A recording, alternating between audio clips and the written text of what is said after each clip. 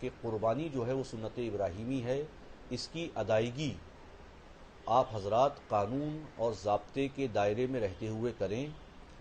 جو guide lines جاری ہوئی ہیں حکومت کی جانب سے، آپ اس کی پابندی کریں۔ خاص طور پر جہاں قربانی کریں آپ وہاں پردے وغیرہ کا اہتمام رکھیں تاکہ کسی کو آپ کی قربانی کے ذریعے کوئی تکلیف نہ پہنچے، کسی فرد کو کوئی شکایت کا موقع نہ ملے۔ جو قربانی کرنے کے بعد فضلہ ہیں، جو جانور کے جسم سے نکلتی ہیں جو چیزیں، ان کو تھیلی میں کر کے کارپوریشن کے ڈبوں تک پہنچائیں اور صاف صفائی کا خاص طور پر اہتمام کریں آپ۔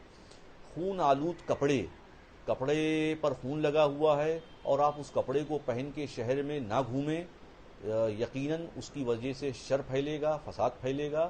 آپ حضرات جتنا ہو سکے خون آلود کپڑے وغیرہ نہ پہن کر کہیں جائیں آئیں۔ چھری وغیرہ جو ہے آپ جو ذبیحے میں استعمال کرتے ہیں آپ اس کو بھی کور کے ساتھ رکھیں آپ، اور کہیں اس کو لے جانا لے آنا اس طریقے سے کھلے طور پر نہ کریں آپ۔ نہ کہیں کوئی اگر ماحول خراب کرنا چاہتا ہے تو آپ پولیس کو اطلاع کریں۔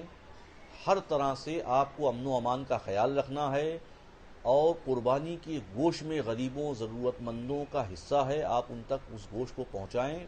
پردہ وغیرہ گوشت پر ڈالے رہیں، کپڑا وغیرہ گوشت پر ڈالے رہیں، کہیں سے نظم و نسق متاثر نہیں ہو، اس کی اپیل آپ کے پاس آپ کے ذریعے جہاں کے انصاف کے ذریعے آپ تک کی جا رہی ہے۔